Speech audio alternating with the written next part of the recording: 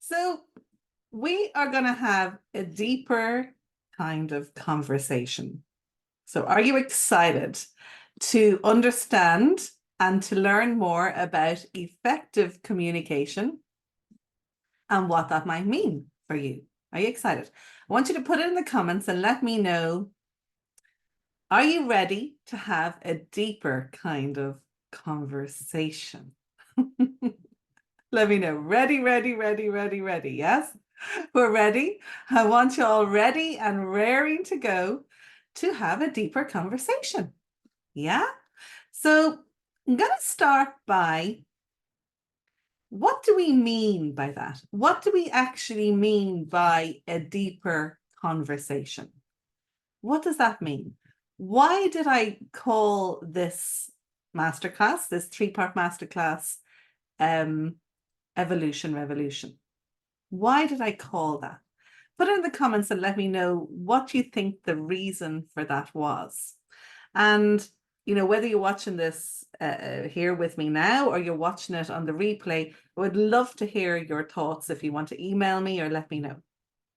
So I'm going to share my screen again, and let me just share this here. So portion of screen. So I want to kind of talk a little bit about why I decided to do this masterclass in the first place. Do you think that would be relevant? Do you think that'd be relevant to know what is the whole reason for this? What is the benefit for this? So just to give you a little bit of a lowdown in case you don't know me and it's your first time meeting me, or maybe hearing a little bit about me. Communication changed my life.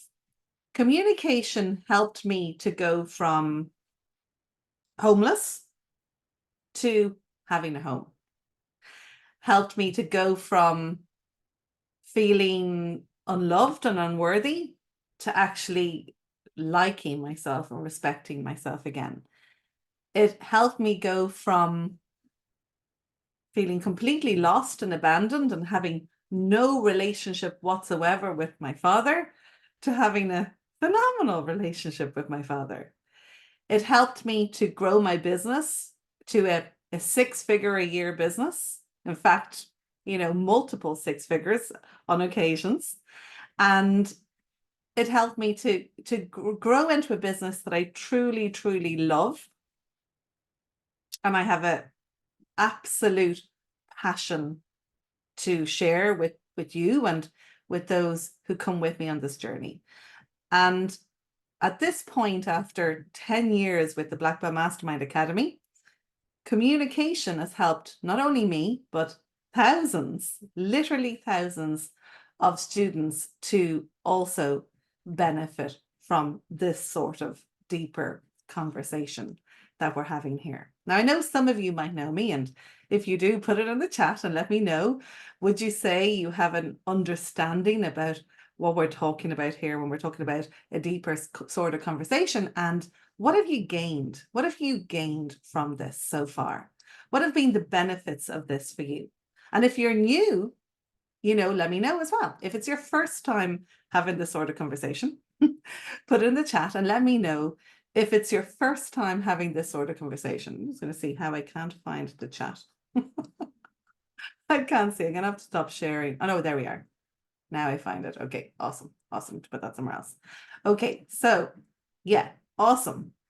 So we're ready. Absolutely. Self-talk is a big one. Yeah. And a newbie. We've got a newbie in the house. Awesome stuff. Awesome stuff. It's really, really good. For me, effective thought process. Yes. And our internal conversation. So what we're going to do over these next 3 days is, here's a lowdown. I am going to actually revolutionize how you communicate. And not only that, how you watch and learn and listen and observe how other people communicate. Does that sound good? Oh, not this. Looking at the wrong thing. Okay, there we go. I'm going to move this over here because it's getting in my way and I can't see your lovely comments. I'm going to jiggle this around a tiny bit here. And now I'll be able to see you better. Awesome. So are you excited to learn this type of effective communication? So what does it mean? What does effective communication mean? What does it mean? Put in the comments and tell me, what does effective communication mean to you? And more importantly, what am I talking about when I'm saying effective communication? What do we mean by that? Do you feel you're an effective communicator? Do you feel that you could be a better communicator? In what sense? What do you feel that you're missing? What do you feel that you might be missing in your communication? Because put in the comments and let me know in the chat. Zoom user, everyone, meeting group chat. Communication in a purposeful way. Yeah. Okay. So clear, concise information, both verbal and non-verbal. Awareness. What else? What else? What else does it mean? What does having effective communication mean to you? Clarity of topic. Clarity of topic. Yeah. I want to use words that mean something more powerful. Awesome. Awesome. Okay. So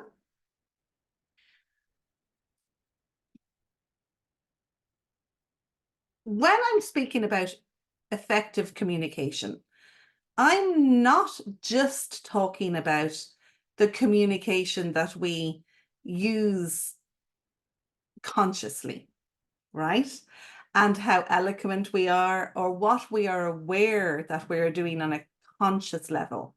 I'm very much speaking about what we are saying and the cues and the signals and the signs that we are giving out to each other on a subconscious level, and how influential that is. So our conscious communication is actually only 7% of our whole way of communicating. 93% is subconscious. We are not aware of what we are doing. Most of us aren't. We're not aware of the signals that other people are giving us. And I want to ask you this. What would happen, do you think, if you had the ability to see, to hear, to witness, to understand, to read that other 93%? What do you think would change in your life? What do you think would change in your life if you could read and see in other people what was happening in them on a subconscious level? What would change in your life? Put that in the comments. Because I know what changed in my life.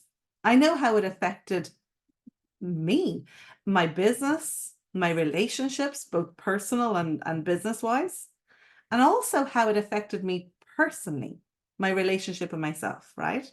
Do you think that your life and your business would be more effective if you could read people, understand what was happening subconsciously, understand the effect of that on themselves and on how they interacted with other people? Yeah. You can connect at a deeper level emotionally to others. Yeah.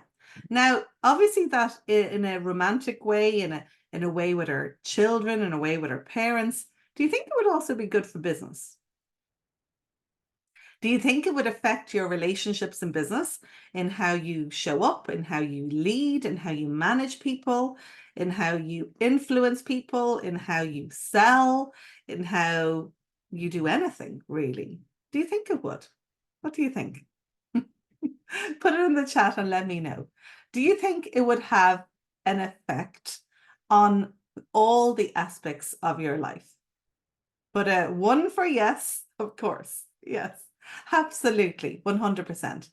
So is it 1-1? Put a 1 for yes or 2 for no.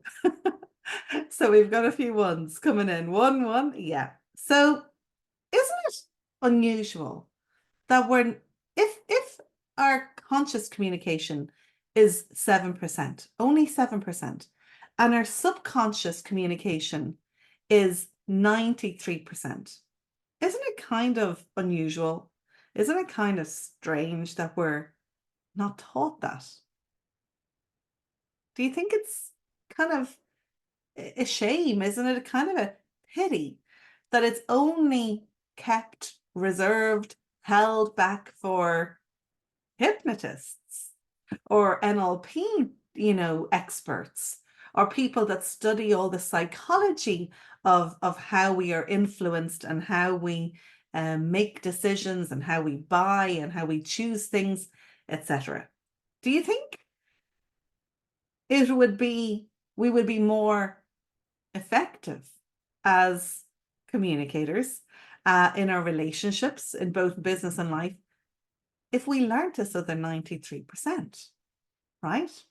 So this is what I mean by evolution, revolution, because the more I sit with this over everything that changed for me over the past, 10, 15 years or so, the more I sit with it, the more I think to myself, why do we not all know this? Why are we not taught this as little children? Why do our parents not know how to communicate in this way with their, with their kids, so that we learn this growing up? Wouldn't it be incredible if the world started out like this, that we knew the words that would affect us negatively and the sentences that would, help us to procrastinate less, that would help us to be more motivated, that would help us to have more belief in ourselves, more confidence, more self-worth? Wouldn't it be effective if we knew the sentences that when we're speaking to friends and those we loved didn't actually make them feel worse? Wouldn't it be incredible if we knew the words to use when we really want to connect with somebody and tell our loved ones that we really are listening and we're really there? Wouldn't it be transformational if we knew when we were with a client and we wanted to change their life that they really felt held and heard, and we could use our words influentially to actually cause a really truly beneficial effect and result, even when they don't even know anything happened? Wouldn't that be like having a superpower? What would that feel like to have that as a superpower? What would that feel like? To know that you could simply throw out a sentence and deep down that that's changed their life. They may not even be aware of it. But because you used a particular sentence instead of another one, the power of that planted a seed and caused a whole ripple of effects to take place in their life, in their ways, in their thinking. Wouldn't that feel like you had a superpower? Now put that in the chat and let me know. Wouldn't that be a wonderful world if we could start training, teaching, sharing, helping our children and our loved ones to learn this deeper kind of conversation, right? And that's kind of one of the reasons why I call it a deeper kind of conversation, because, mankind or humankind or, we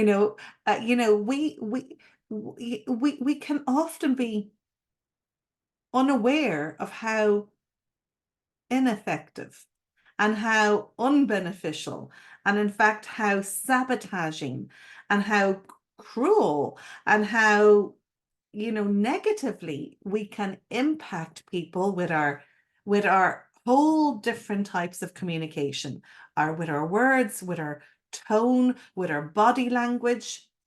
We are often, unfortunately, influencing people that we love and care about in negative ways, including ourselves, right?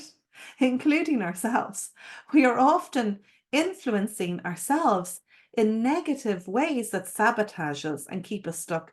And we're doing the same, even though we intend something good, but we're actually using it in a way, our words, our language, our body language, all of this in a way that's actually causing blocks and causing triggers and causing reactions in people unbeknownst to ourselves.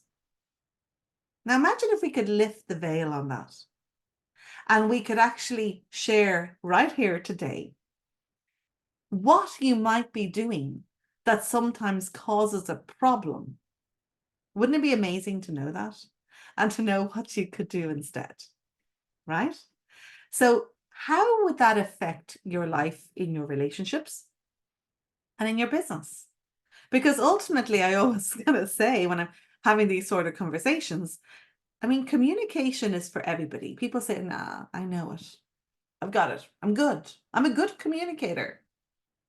And yet, in the next breath, you see them say something or do something that has just had a negative effect on someone that they love or a potential client or a potential sale, and they're completely unaware of what just happened.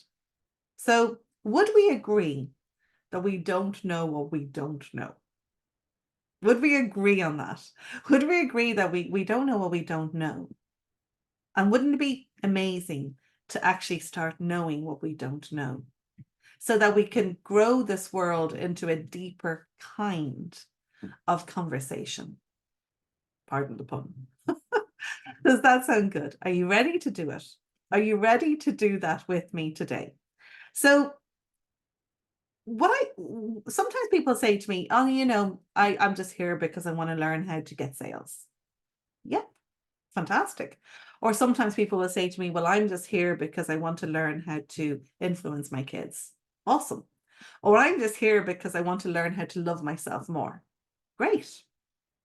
In each of these situations, you've got to communicate. So as I say, you are always going to be communicating with somebody. Even if you live under a rock and hide away, you're still going to be communicating with yourself. Would I be right or would I be right?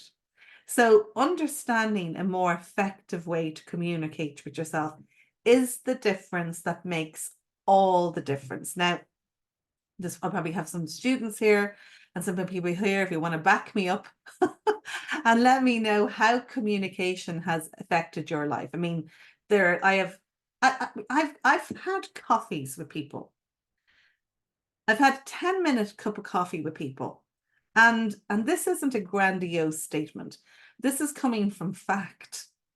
And I know that because I used a particular sentence, or I gestured in a particular way, or I used a combination of all those things, that I changed the course of their life and affected them to go down a different route, beneficially, of course. Okay. That maybe 2-3 months later, they met me and they said, sometimes they'll say something like, I don't know what you did that day, but from that day I went home and something changed. Or they don't even know. And you meet them and you say, oh yeah, everything's different now. And I said, oh, what happened? I don't know. Actually, now that I think of it, I think after I met you, I was kind of, I don't know, things started to change around then. And they're not even aware of what happened because this is subconscious. What would it feel like to have that power? To change the course of someone's life for the better. So that you could literally just sprinkle your fairy dust or wave a magic wand and create ripples. Would that be good with your children, with your husband, with your wife, with your parents, with your clients? What would that feel like to have that superpower? Will we get going on it? Are you ready to start? Yeah? Okay, let's do it. So the first part of all of this comes down to awareness, what we know and what we don't know. And I want you to think about what are the problems that we have with communication, even the obvious ones, even the conscious ones. I put a poll up a while ago to ask some of this, and people keep saying things like, oh, they misunderstand me. What are the common pitfalls, problems that you've had with your communication? Have you felt misunderstood? Have you felt that people don't listen? Have you felt that people took you up the wrong way? Have you felt that people don't take you seriously, that what you say has no, impetus, no status, no va-va-voom, no impact? Have you been trying to share your message out there and it falls on deaf ears? Are you hearing crickets in your business? Where are the problems with your communication? Where are the problem? What kind of problems are all of those? All of those. Yeah. Where do the problems occur with your communication? Do you get tongue-tied? Do you not know what to say? Do you talk too much? Do you talk too little? Do you kind of like say the wrong thing, put your foot in it? Do you ask too many questions? Are you too, too much in their face wanting to help? Do you take over a conversation? Do you hide away? What are the problems that occur? Because generally they fall into these kind of categories on a more conscious level, like poor listening skills, right? That's one of them. It's one of the most common communication problems is that we fail to listen. So let's start there. I mean, the word listen, isn't it wonderful that when you jumble those letters around, guess what it spells? It spells silent. Isn't that interesting? The same words. What's that word? What's that, an acronym? It's not an acronym, it's something else. But when you jumble those words around, listen becomes silent. So when you think about your communication, and again, as I said, whether you're here because you want to learn how to improve your business, whether you're here because you want to have better relationships with somebody else or with yourself, are you listening? Are you listening? Are you truly listening? I mean, I've had every single sort of person in my office here with me or on Zoom, and I've often done, even couple conversations, I wouldn't call it counseling as such, but I've had many, many conversations with many couples. And the first thing that I see is nobody's listening. No one's listening. Everyone's looking to be right. Everyone's looking to prove their point and show that they are the right one and they've got the answer. I guess where that keeps you. Where does that keep you? In unaware and stuck and blinkered, doesn't it? And it's funny, we say we want to improve our relationships and we even go to something like couple counseling, some counseling that I do, but we can call it an intervention of sorts, a conversation. And the first thing that I notice is, both parties are trying to prove their point, trying to prove themselves right, and trying to show me that they are right and the other person is wrong. Now, do you think that's going to help their relationship? Is that going to deepen their relationship at all? No, right? So the first issue that we have is, are we listening? Are we listening? And, are we listening in our relationships to what the person really wants and needs? Are we asking the right questions to find out? And when it comes to ourselves, are we listening? Are we listening? Are you listening to yourself? Are you really listening? Because again, guess what? The most common thing that I find after speaking to, I would say probably nearly thousands, is the biggest problem is a person is not listening to themselves. They are not listening to themselves. In fact, they're doing the complete opposite. They are attempting as much as possible to avoid listening with distractions, with deflections, with every single possible thing that they can do, whether it's food, alcohol, spending, work, any sort of distraction to stop them from listening to themselves. And in your business, are you listening? Are you listening? Are you listening to the problem that the person has? Are you really listening? Because again, guess what I see? The problem is always that the person is making their own presumption.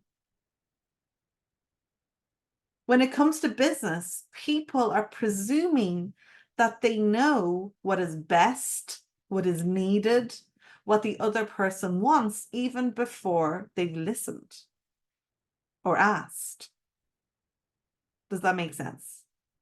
So in business, are you asking and are you listening to what they want, what they need? Or are you just making assumptions? So listening is one of the most common issues that we have that causes huge communication problems. It causes misunderstandings and misinterpretations the whole time. And that's one of the main reasons for breakdowns and communication breakdowns in both our relationships, in personal and business, is we're not listening. I've seen people, come to attempt, for example, to even sell, we could say, to me, to pitch to me. I have no issue with that. But one of the things I find is they don't listen. They don't even ask me what I want. They just start telling me. And that doesn't really do it for me. Does it do it for you? So if I get on a call with somebody and the first thing they do is they just start telling me what I need or what I want, and I kind of go, well, how do you know what I want? It's going to cause a problem, isn't it? It's going to cause a bit of friction there. It's going to cause a discombobulation in our rapport building, right? So listening and asking the most wonderful, well-directed questions will give you all the information that you want and need in your relationships, in your relationship with yourself, and in your business. Does that make sense? Right? Does that make sense? So I'm just curious. Let's take in the scenario of yourself. How often are you asking yourself, what do I really need here? Instead of going for the chocolate bar. What's this really about? Or what's really going on inside of me here that maybe my body is really looking for when I'm looking for a distraction, like a glass of wine to take my mind off things so I don't have to listen to what's going on. Or I'm just going to keep working because I can't sit still because I don't want to listen to all the stuff that's going on inside. Or when your husband or your partner or your friend is talking, are you really listening? How often are you asking them questions to find out really what's going on? Or are you just eager to give them advice? Let's be honest about that. Are you just keen to give them your 2p worth? Are you just, chomping at the bit, biting your lip to tell them what you think they should do or need to do or what's right for them? Because you're considerate and helpful. I get that. You mean well. Your intention is good. But what's the effect of that? What does that cause? It causes a breakdown in communication because you've missed steps and you've missed information. And you can't know what you don't know. So unless you ask the questions and listen to find out, you will always be missing the biggest piece. Does that make sense? So another problem with communication is lack of clarity. Would you agree? Would you agree that can be a problem? That when we have the couple sitting there, the first thing we want to establish is, what do we want to get out of this? What is our aim here? Is our aim to prove ourselves right So I can go, I told you so. I knew you were the one with the problem. Or is our aim here to have a better relationship? When you have to share something, teach your child something, again, is your aim there to put them in their place? Or is your aim to help them to grow into stronger, self-sovereign, young adults? When you're looking to grow your business, is your aim to just get a sale in because you want money now and you need money? Or is it because you really want to understand how to grow a thriving, successful business? There's a difference in the clarity, the intention, and the result of both of those. If you're in business and you're looking just to make a sale, and I get it, but if that's your outcome, that's going to cause you a lot of stress. But if your intention and you're clear about your intention to grow a business that can run itself, that is every year growing. Now we've got a destination. Now we've got something bigger than ourselves.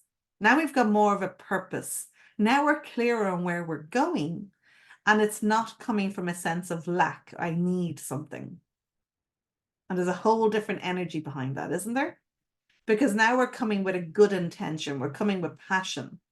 We're coming with, okay, my mission here is to grow a whole, world full of effective communicators, rather than, I just want to get a sale. Isn't there a complete difference in the two? Which one do you think is longer lasting? Which one do you think would get me up in the morning more, or you up in the morning more? Which one do you think would inspire you and motivate you more and actually help you to build an empire? Does that make sense? So when it comes to communication, we have a lot of things that we do consciously and subconsciously. I mean, there's like all these different ways that we cause problems. I mean, you've probably heard me saying this a million times before, some of you, but the single biggest problem with communication is the illusion that it is taking place. And I would keep saying that until it sinks in, because most of us think we are communicating. And most of the time we're not. Not effectively, anyhow. Possibly 7% wise at best. But we're missing all the other 93. So I want to kind of go into a little bit of the 3 different types of communication. So what do we miss? So the word miss comes from Old English, the word missen, which means to escape the notice of a person. And I'm curious, how much of communication has been escaping your notice? So today, communication is broken down into 3 parts, very simply. We've got, who wants to beat me to it in the chat? We've got, the smallest part is what? 7% of our whole communication is what? Put it in the chat if you know the answer to this. Put in the chat if you know the answer to this. 7% of our communication is words. Words. Words. The words, the sentences that we use is only 7% of our communication. Yet, most of us put all our energy and focus into those, don't we? Would you agree? We kind of put a lot of emphasis and we kind of tend to focus on that. Now, what is the next biggest part of our communication? What's the second biggest part? Put it in the chat. Who's going to get it first? The next biggest part, yes, no, yeah, nearly. The second biggest part of our communication is tone and all the auditory stuff that goes with that. Volume, pitch, rhythm, pace. That's about 38% of our communication, is all of that. So how do you use that when you do a Facebook Live, when you record a webinar, when you speak to your partner, and even when you speak to yourself? How do you use your tone?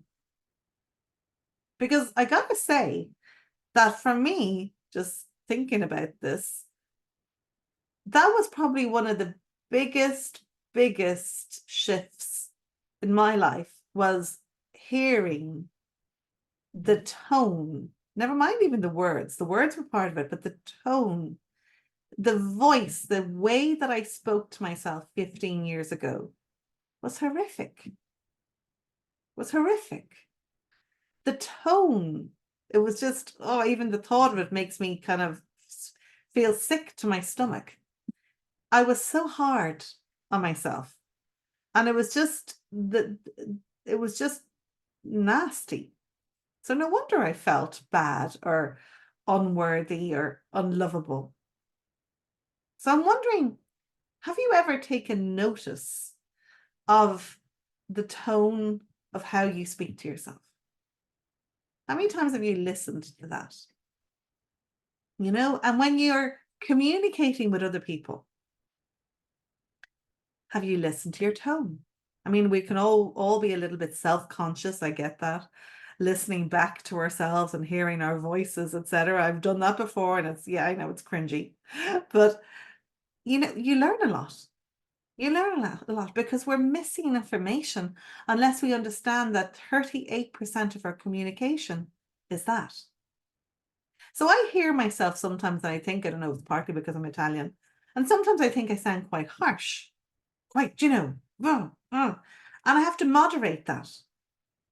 And, and I think to myself how I talk to myself in the tone of voice. And if I'm speaking to my partner who's really auditory, and he'll say, don't talk to me that way.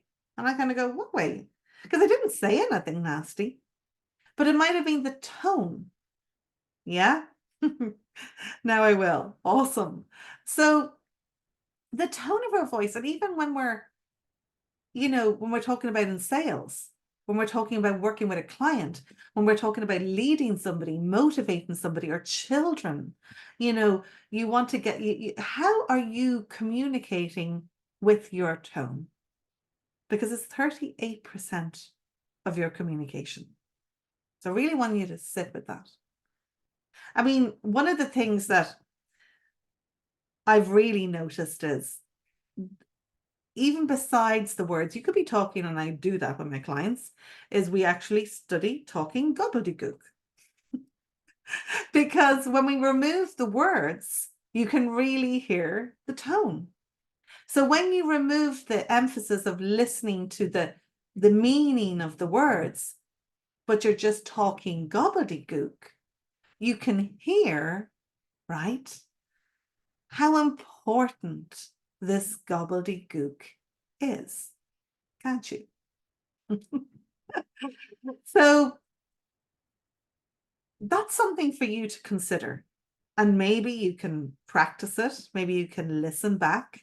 I would really suggest, if you're anywhere in the public eye, or you're doing Facebook Lives, you're doing webinars, you're teaching anyone, you're training anybody, you're leading anybody, you're guiding anybody, you're mentoring anybody, you're working with clients, you have children, you have a parent, you have a friend, you have yourself, I would suggest that you start listening really attentively to the tone of your voice. Now, there's a lot of other things that come into tone, and I'm probably not going to do them in this masterclass. However, I will say that is probably one of the most powerful ways to influence people. There's a lot more that goes into it. And that's a big hint, what I just did.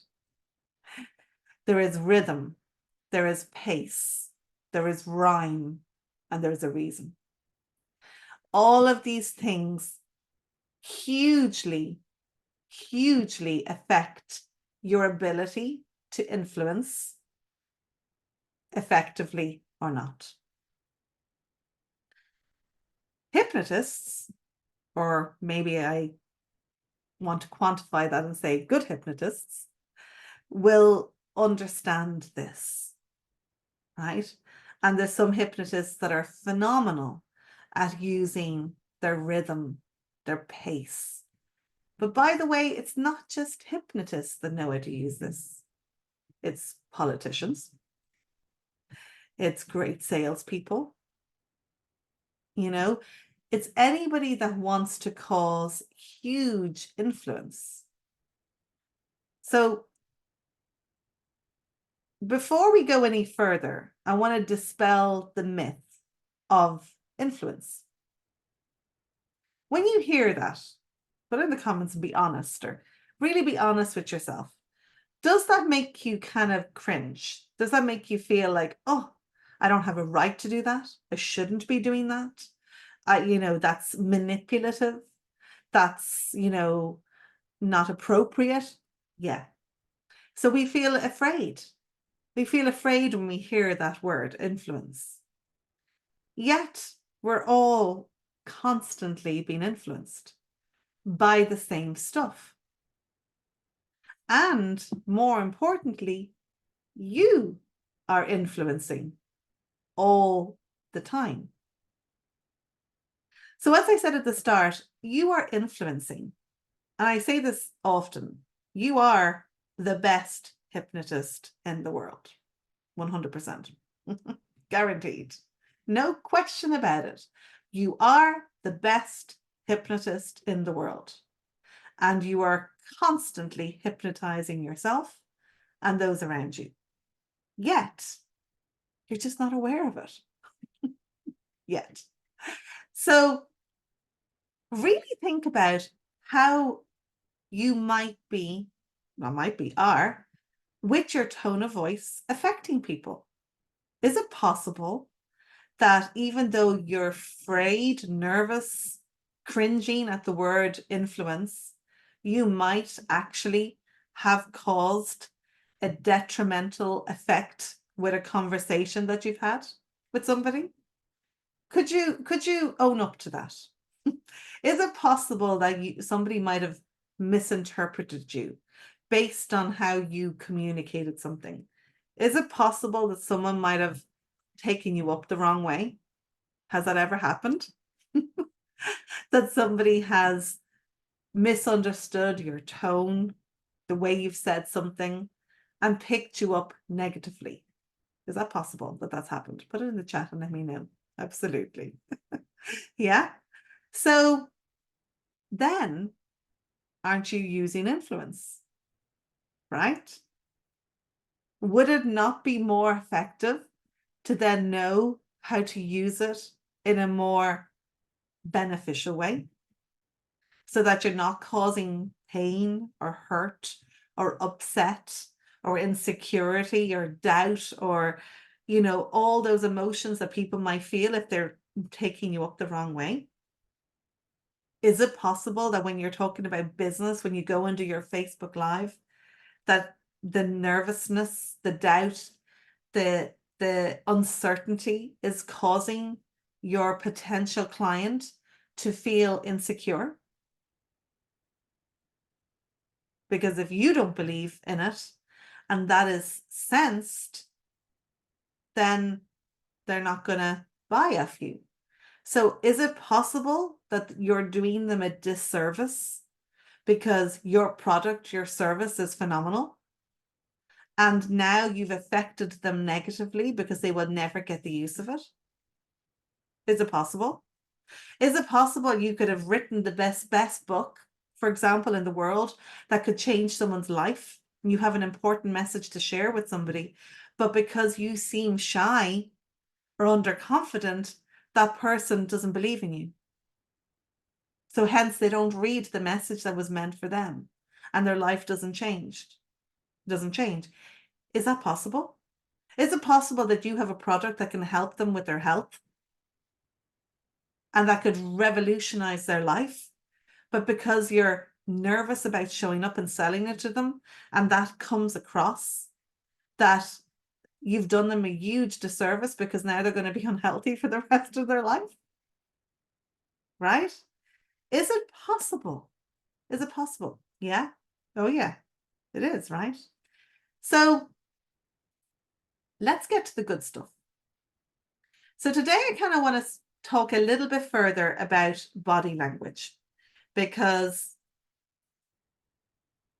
I'm going to talk about what's happening inside. I'm just going to move this chat over here so I can see you guys more.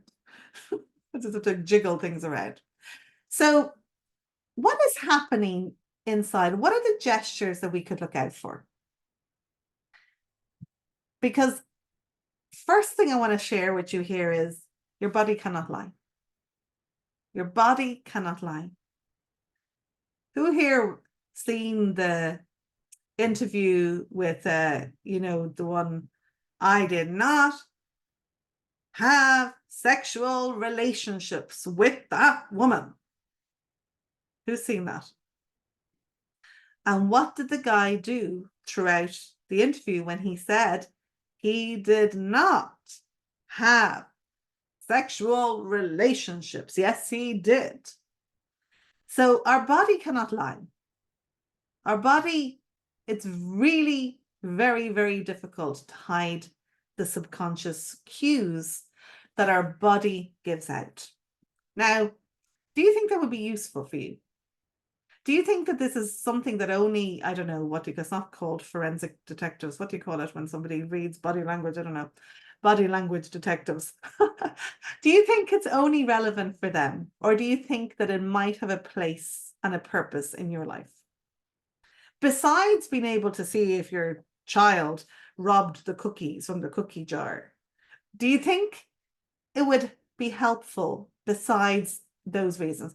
I want you to think about this, because one of the most beneficial questions that I asked myself and kept asking myself at my lowest point, when I, you know, many of you know my story, when I went bankrupt and I lost everything, and I decided to pick myself back up and get on the journey to be able to buy my own home again and all of this, one of the things that I kept on saying to myself was this: how can I put this to use?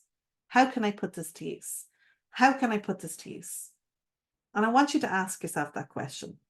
So when we're talking about reading people's body language, I want to ask you this: how can you put it to use? Where do you think it has a purpose? I want you to create that neural pathway in your own brain. Is it only for people that have to spot a liar? Or how could it be of benefit in your business, in your personal life? Give me a way that you see that that could be of benefit. Put it in the chat. Okay? Because I'm going to give you some examples of some different ways that we can convey, you know, and be able to see what is going on internally, right? So there's the obvious. I want to go through the obvious stuff first. There's the obvious stuff, like if we see someone's, for example, clenched fists, you know, or a tightening of the jaw. Are you spotting those kind of cues? It could mean, yeah, it could mean fear, it could mean tension, it could mean frustration, right? Pursing your lips. What could that mean? Holding something in, trying not to say something, holding back a lie, holding back a feeling, not sharing something, right? Do any of those things, do you think, have a purpose in your life and in your business? Let's say you're working with a client. Let's say you are a coach and you see somebody doing that.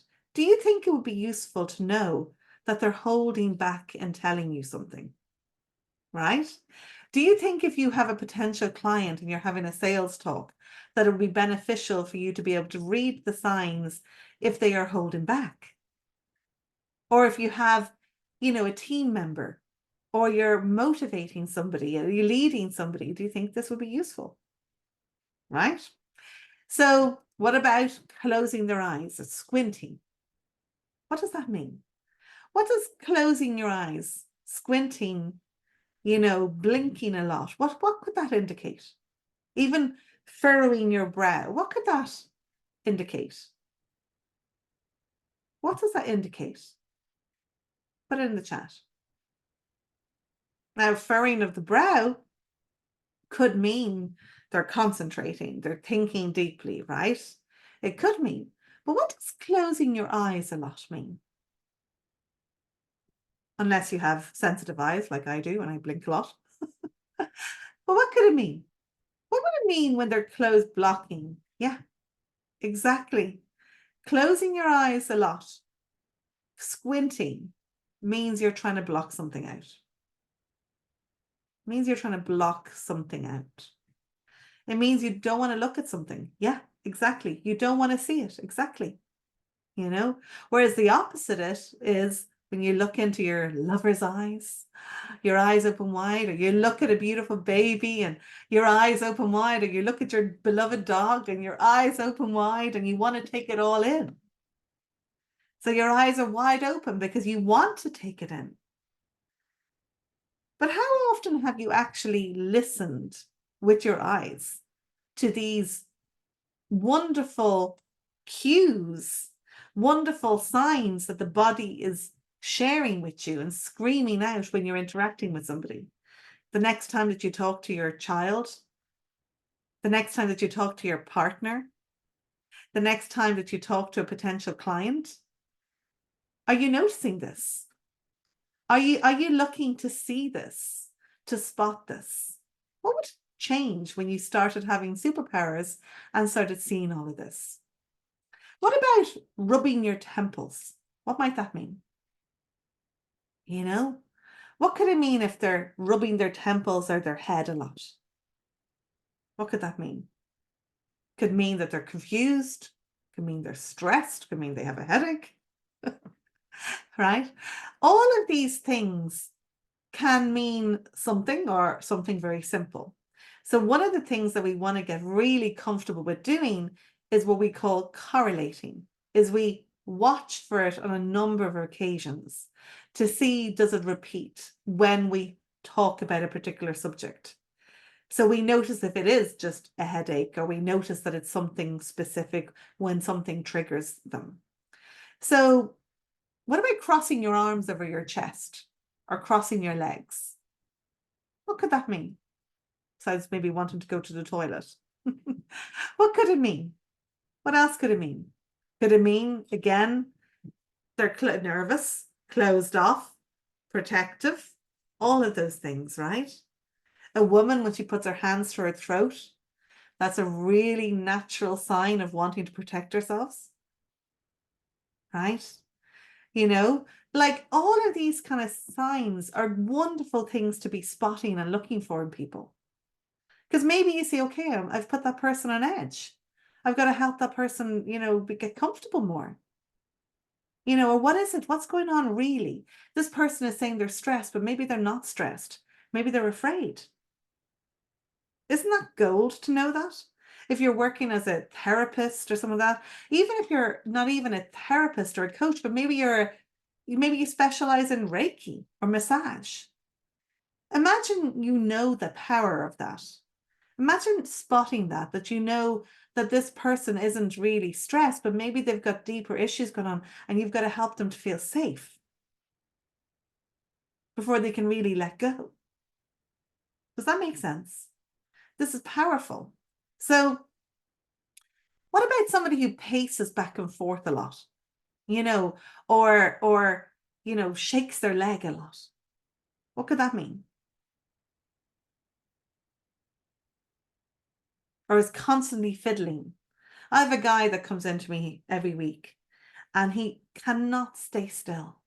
He's fiddling and, jigging the whole time, and it stems from his childhood. He's constant, he's a workaholic. And if he's not a workaholic, he's a drinkaholic. He either drinks or works or fiddles. And, he can't stay still because he's been taught that since his childhood to distract himself, from himself, to not be able to sit with himself. Avoidance, exactly. Total avoidance. You're right. And he cannot be present with himself because he's been taught that since his childhood, unfortunately, by his parents, to get on with things, to distract himself, to get on with things, to keep busy, so that we never learn to be present. So all of these are signs, these are all signs. Heavy breathing, big sighs, there's something going on. All of these things can really signify something. Then we have other ways, like, for example, a tilted head. That could be a good thing. It could be inquisitive. It could be confused, but it could also be really curious. We could have slightly a head backwards. What does that mean? Tilted back. Now we're going into avoidance. Get away, move away. Have you ever had that experience where somebody's in your space that's just too close, that they kind of like, they step into that area with, that unspoken, little circle of yours and they're just too close and they don't get this, they don't seem to read the signs. Have you had that happen? Or are you one of them that can't see the signs? And maybe you want to start looking for the sign that, I'm very touchy-feely and I like to be close to people, but sometimes people just, they're in your space and you kind of just want that little tiny bit of extra distance. And they don't read the cues. They can't read the subtle cues to step back. And all it can take is you just doing this, lifting your head back a little bit, moving your head slightly, tilting backwards, for them to be able to see, in an ideal world, that just to take a step back. Or your hips turned in another direction, or your toes, obvious sign, turned in another direction. If you see two people and one person's toes are going out the door, we know that person wants to get away from them. Go and help them. Give them an excuse. I mean, maybe they need to go to the toilet, but maybe they just want to get away. Maybe they're in a rush, maybe they're in a hurry. But these are all signs. Can we read them? Are we reading them? Are we using our communication and our superpowers properly? Are we only using 7%? Does that make sense? So what else have we got? Now, I want to go deeper into the inside, because these are kind of more outward signs, the more obvious ones that you might have heard of. But I want to go a step deeper now with you, which is what is happening in your body is a telltale sign of what is happening in your internal world. So let me say that again. The way we react, the way we use our body language, and the way other people, the way we watch them using their body language, is a telltale sign of what is happening in their internal world. So what do I mean by that? For example, what would it mean when somebody's eyes are darting back and forth? What could that mean? When their eyes are moving around, darting from one side to the other, what might that mean? Put it in the chat. Could it be that they are looking at multiple things in their internal world, that they're visualizing something? Yeah, exactly. They're not sure. They're looking for information, or, they're actively processing through multiple thoughts and memories. They're going through a process. They're looking for information, and they're seeing it in their internal world. Now that is powerful, and that is a way of being able to tell, is there something going on inside? Like, is there Is a person that you're talking to, are they visualizing something? Are they remembering something? It could be uncomfortable, may not be. It depends. They could be just looking at stuff. Could be also a sign they're uncomfortable, but it could be they're just processing information internally, right? What about eyes looking down? What does it mean when, for example, someone just brings their eyes downwards? What could that mean? Like I'm watching some of you doing here now. What does that mean? What exactly? What do you feel like you're doing when your eyes are looking down? Yeah, you're thinking. Let's go. Yeah. Could it be possible that you're accessing feelings? And you're looking for answers within, you're accessing your feeling, giving space for something. Doesn't it feel like when you kind of look down that you're going into feelings more than if you look up? Yeah, it absolutely can be avoidance of others' eye contact, 100%.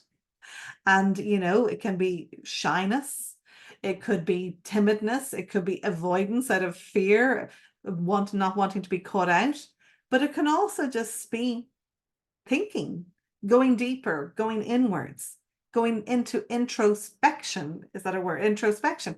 Going inside, right? It can be going into access feelings as well. So when we kind of tend to, if I ask a question to somebody, I can tell when they're really going in.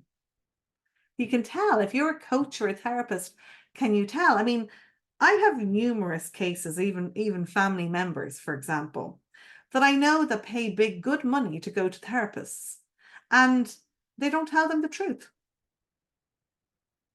They don't tell them the truth. And that's really common. And as a coach, I know I have people that come in here to my office and sit on my couch and don't tell me the truth. And it seems such a waste, doesn't it? That they're utilizing their time and their money and they don't tell the truth. So why do we do that? Many reasons, right? But wouldn't it be powerful to be able to know that? So when somebody is kind of like they're looking at you like this and they're just eyes upwards and outwards and staring at you, is it possible that they're not really going where you've asked them to go? Like, so tell me, remember when this happened to you? How did you feel? And they give you a very superficial answer because I can tell at a glance if somebody has accessed their feelings for real, or are they giving you a textbook answer? Does that make sense? So when we see that they're going inwards and you can see them nearly closing their eyes, going down, going inwards, we know now it's more, one of my most used words. We know that it's congruent. We know that it's congruence, that their words and their body language are matching. When someone's words and body language is not matching, there's something going on. There's something going on. Okay. So eyes from side to side, could suggest they're accessing stuff as well, memories. It could also be accessing sound, voices from the past, music from the past. So all of these things, your pupils dilating, getting bigger or getting smaller, can give you signs of whether the person is changing in their emotional state. Is there an emotional arousal of sorts? Are they getting more impassioned? Are they getting more angry? Are they getting more aroused? All of these things will tell you things. Are they getting more afraid? Right? So blinking again, and we said that eye twitching, can indicate like avoidance, can indicate stress. It can indicate discomfort of what you're asking them about. So all of these different things are signs. Now, I want to go deeper in because I'm going layering and layering and layering. And lastly, I want to go into this. So a deeper, deeper, deeper way of reading this is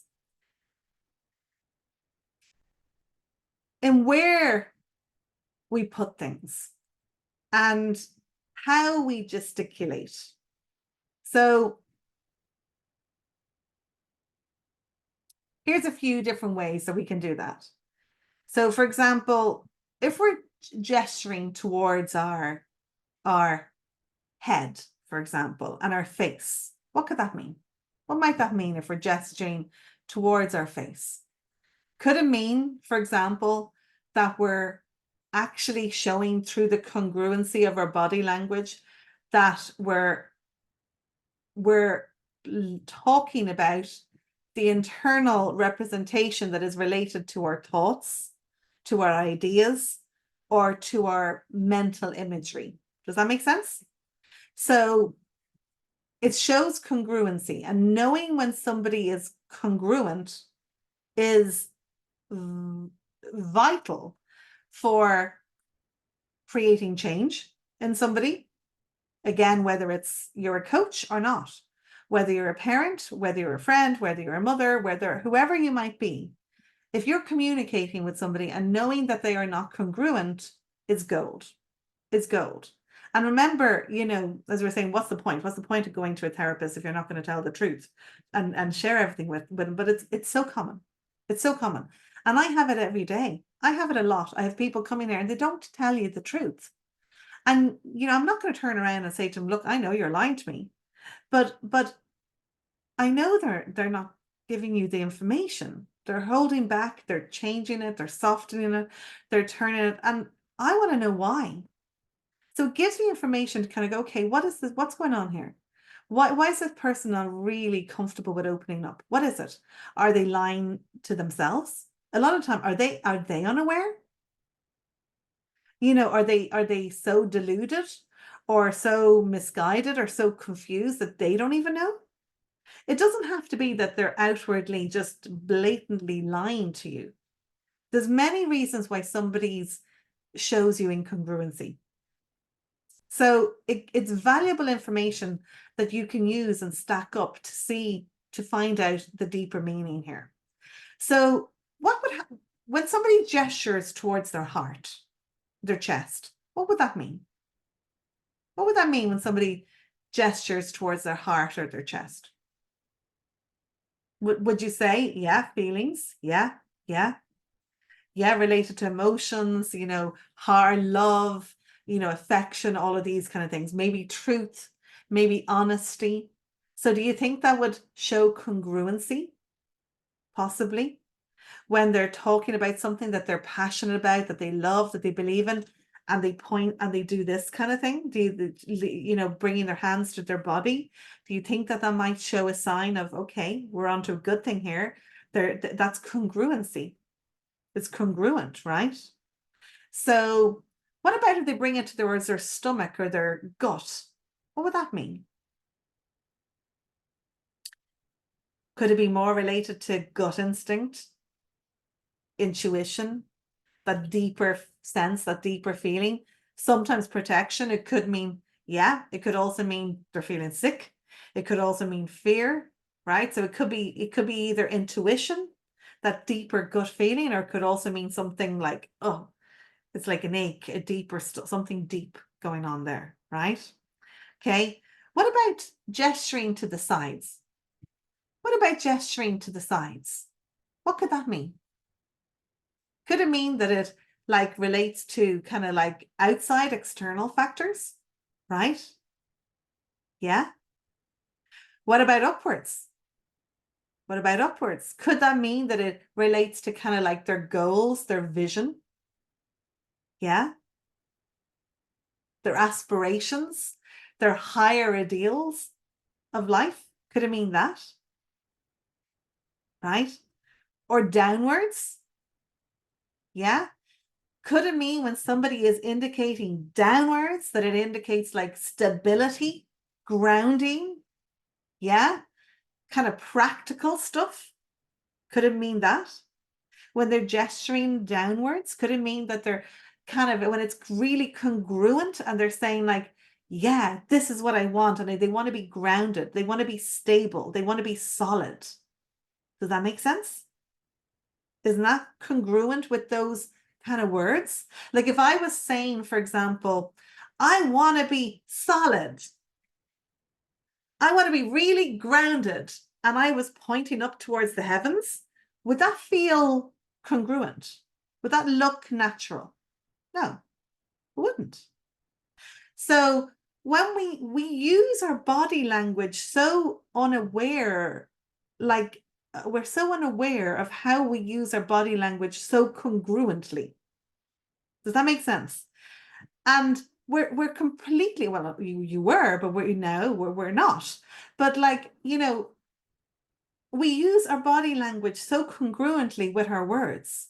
We will say, I want to be on top of the world, and we point upwards. And we say, I want to be grounded, and we point downwards.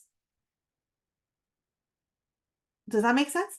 So knowing what we didn't know gives us power. Now that you know that, now you see it, you kind of go, of course, it's obvious.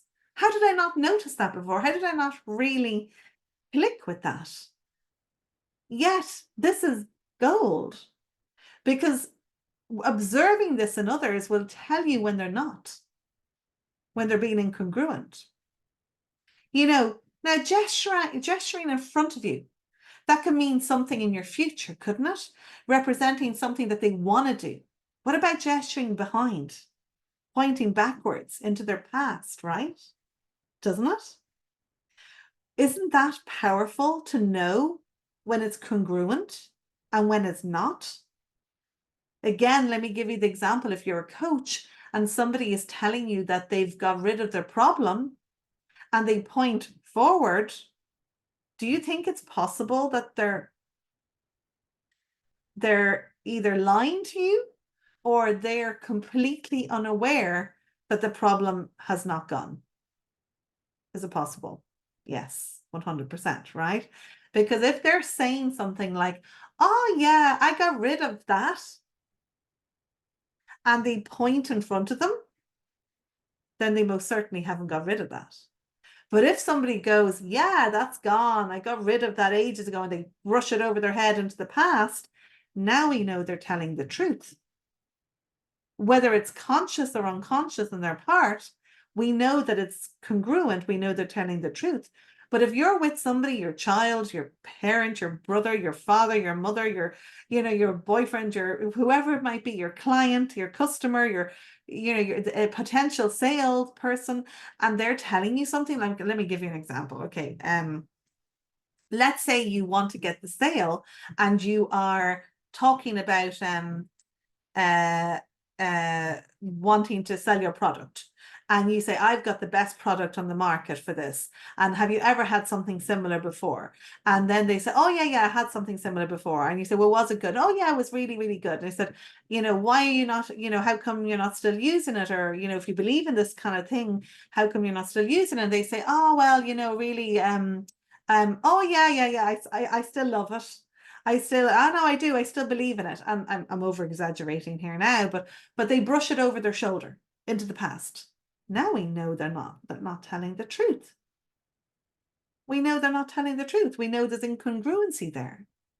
There's something that, they don't really believe in the product. They don't really want that, or vice versa. Let's say they're really into their health, and you're selling them something that's good for their health, and you want to know, are they really genuinely serious about their health?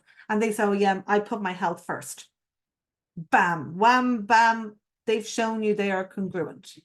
And they've said the words, and they've gestured, and they've put it in front of them, and they say, my health comes first. Now we know they're serious about it. Now we know that's a good person to go and sell something to for their health, because they put their health first. In fact, and here is gold, guys, pay attention to this, put it in the sweet spot. In other words, put it right there where they plunked it, your thing. Whether that's physically or subconsciously with your hands, your gestures, you put your thing in that same spot. That's powerful. That's called a spatial anchor in NLP terms. That's gold. Magic. Absolute magic. So where we put things in our internal world hugely has an effect. An absolute huge effect. So to finish off with today on body language, I wanted to share with you couple more little things. So when we talk about gesturing behind, it's generally related to the past. So when we see people gesturing behind, we know that it's in their past. So you will be able to know whether that's a good thing or a bad thing, depending on what you've asked them. If they're gesturing in front, it's generally related to their present or future circumstances. If they're gesticulating way like off like that with their gestures and bringing their hands wide, then we know it's far away. And that could be good or bad, depending on what we're talking about. If it's something that's not good for them, that's fine. If it's something that you want to bring closer to them, then I would bring it within arm's reach, literally. So for example, like let's say somebody says, oh yeah, I'm going to think about that. And you're attempting to sell something to them and they gesticulate and their gesture shows you that it's far, far away. You want to bring that closer. You want to move that thing into their arm's reach, because here's another piece of gold information. If something is outside of someone's subconscious representation of an arm's reach, so in other words, if they are seeing the thing that you want them to have, or they have a goal in mind, for example, if it is outside of their physical arm's reach, they're not going to get that goal. They're not motivated. They are not driven. They are not determined. They are not inspired. They're not going to reach the goal. If it's within their arm's reach, they will. Does that make sense? So even when you think about your own goals, when you talk about something, oh yeah, I'm going to get healthier. Oh yeah, I'm going to start focusing on putting myself first. Oh yes, I'm going to start, doing X, Y, or Z. Where is it?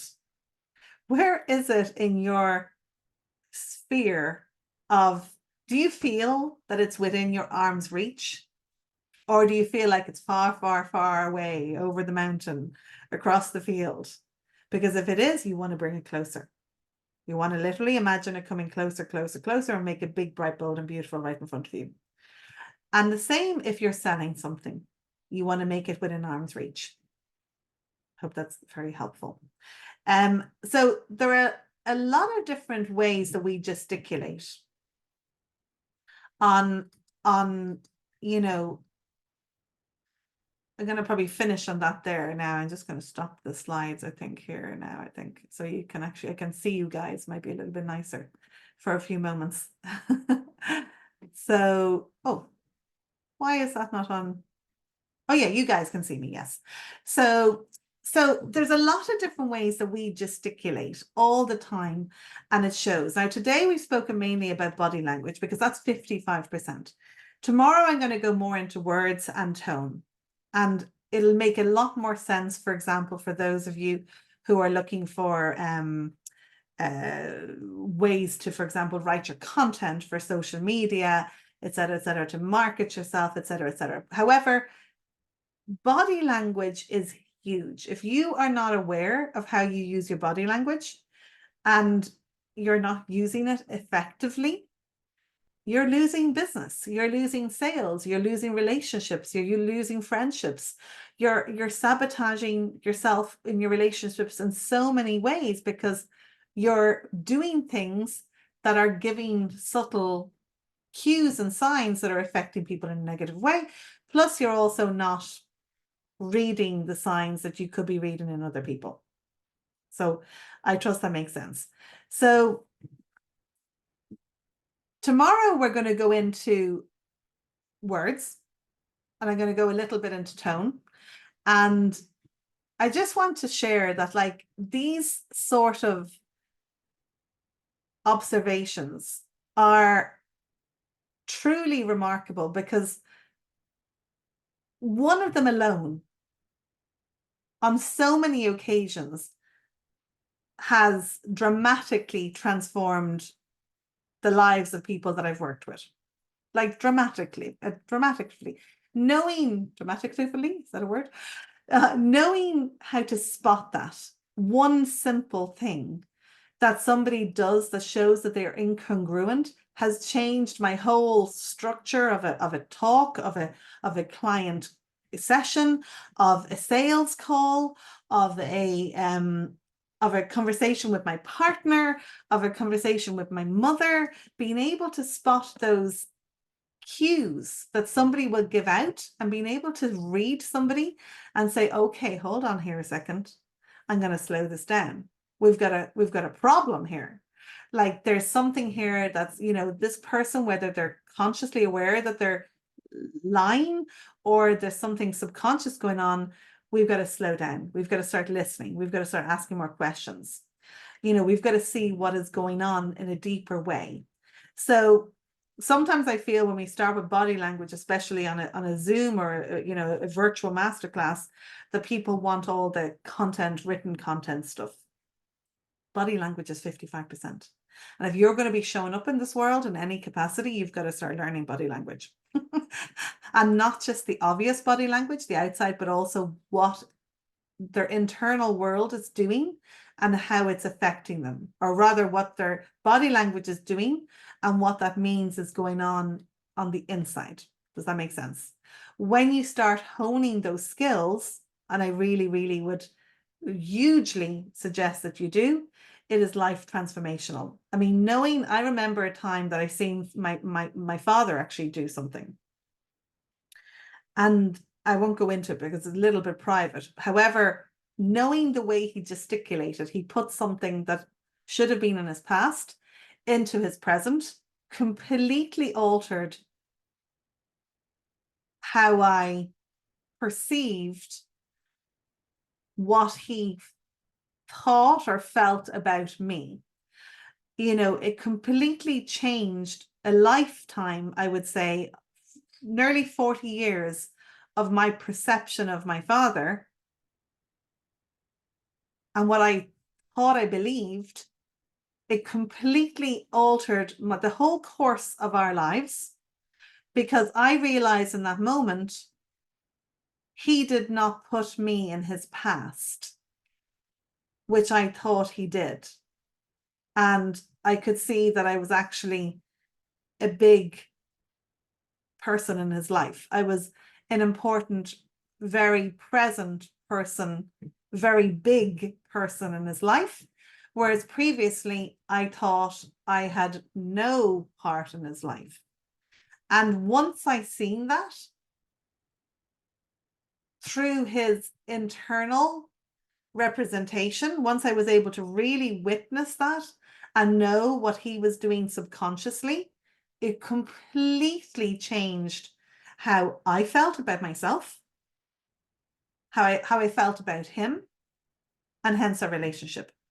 I mean, we had spent 30 years at that stage apart. And him literally moving his hand in a particular place altered our relationship and the past 15 years, and meant that we now have a wonderful relationship, whereas we would have had no relationship. Now, if that isn't gold, I don't know what isn't. You know what I mean? And again, if we're talking in a business sense, all I will say is, and this isn't about me, this is about stuff that you can use. I have done this hundreds, thousands of times, put things in the right places for people, and it has changed the course of their life. And you can do the exact same, because you are the most phenomenal hypnotist. So that's kind of what I wanted to share with you today. If you haven't, by the way, if you're one of my mentorees and one of my students, then awesome, because we've got amazing stuff coming. If you are not, and you are watching this recording or anything like that, I would highly suggest that you get on a call with me, because we have something very special happening, and I will also give you gold. If you want me to read what is going on inside of you and where your blocks might be, or where your stuff subconsciously might be, get on a call with me and I will show you what is happening internally. I'm going to share here my Calendly. I'm going to put it in the link in the Zoom. I am going away on Thursday, and I'm going away again next week. So I've opened up my Calendly as much as I possibly can over the next couple of days. And oh no, I sent that to somebody privately. Hold on, let me just do that again. Zoom user meeting chat. How do I do that? How do I share that? Copy. And I would highly suggest that you hopefully I'm sending this to everybody. I hope so. You get on a call with me. Even if you think that, it might just be interesting to see what I observe. If you would like the opportunity to improve your sales, to improve your relationship with yourself, and to improve your relationship with anybody in your life, whether it's in business or in personal, get on a call, because we're about to revolutionize the world with this stuff, and it is absolutely gold. Next month, there's something big happening within the BlackBelt Mastermind Academy. Those that are in are in for a treat. Those that are not in by the end of this month are going to be missing out big time, because I'm completely changing the whole way that I structure my academy. So whether you want to be a coach, or not a coach, if you're a leader, if you're a teacher, if you're a mother, if you're a daughter, if you're a son, if you are a human being that communicates with yourself or others, for life, for business, for building your empire, for building your relationships, for leading people, get on a call with me, book in now. I've got gold for you. And yeah, that's what I'm going to say. Tomorrow, we're going to go deep into words. And I'm going to be sharing with you tomorrow 2 of the most important words that you will ever say. Once you know how to use these 2 words correctly or effectively, we could say your life is going to change. And I say this often, and I really do mean this. It's a big claim, but what I will say is, use one thing. Even just use one thing. One of these things that you've got tonight, put in the comments and tell me, what was the best thing that you got from tonight? What was the biggest nugget, the biggest aha moment, the biggest insight, the biggest learning, the greatest takeaway that you've taken from tonight? Give me one thing that you can utilize and put into action right now that could possibly revolutionize your whole life, your whole communication. Because it's a little bit like flying a plane. I've flown a plane once. And all you've got to do is take it 1 degree off course, and you will end up in a whole new destination. Isn't that true? So share with me, what was the biggest thing that you got from today's first masterclass, because we've got a lot more to come. You think today was good, wait till you see what I've got for you tomorrow. Be more aware of people's body language, for sure. Yes, absolutely. How will that change your life? How do you think body language is going to change your life? How? Pay more attention to body language. Why? What's it going to do for you? What is that going to actually do for you? The reason why I ask these questions is because I want to get those juices. I want to get those neural pathways fired up, so that you continue to asking, how is this going to help me? How is it going to help me? How is it going to help me? Because the more you ask that question, the more you are honed in to see how it's practically, put it to practical use. How is that actually going to make a tangible, measurable difference in your life? Tell me in the comments. Directional gestures, where people do, yes, absolutely, awesome. How's that going to change your life? Let me know how it's going to change your life. Realizing how little I was taking notice of body language. Yeah. How is it going to change your life? Tell me one way. What's it going to do? Tell me one thing it's going to do. Incongruency, the real meaning and the power of the hands in conversation. Yeah, absolutely. In sales, in every aspect. How is that going to actually help you? Putting things at arm's length so they feel they can reach it. You can help many people feel hopeful. Don, I think you're in therapy, aren't you? So I think for you particularly, absolutely, it's very, you can see very obviously how you can utilize that. Absolutely. Literally putting the gold into that space. But even if you want to help somebody that you love, even a friend, a child, a parent, a business colleague, there's so many ways, that you can actually put that stuff into the right places. Be more observant and bringing someone into arm's reach. Yeah. It's life-changing. I guarantee you it's life-changing. Not only did it give me back a relationship with my father, knowing where to put things gave me back my relationship with myself. Knowing where to put things, I call it the sweet spot, not the sweet pot, the sweet spot in sales. It's spatial anchoring in NLP terms. Okay, knowing where to put stuff is gold for selling, for business. Knowing where to put stuff is absolute gold for selling. So if you haven't done so yet, make sure that you've taken that link and booked in your call with me, and let's have a chat. And let me see how I can help you bring your business and your life a little bit further. And yeah, and even if you've been with me before, by the way, get into the academy now. This is your opportunity. So, okay, I'm going to leave it at that for today. Super cool. Really enjoyed it. Thank you. I hope you got gold. I trust you got gold. I'm going to stop the recording. For you guys watching this recording, I'll see you tomorrow. And we're get ready for an absolute go, because you're going to learn the two most powerful words that you were ever going to use. Bye for now.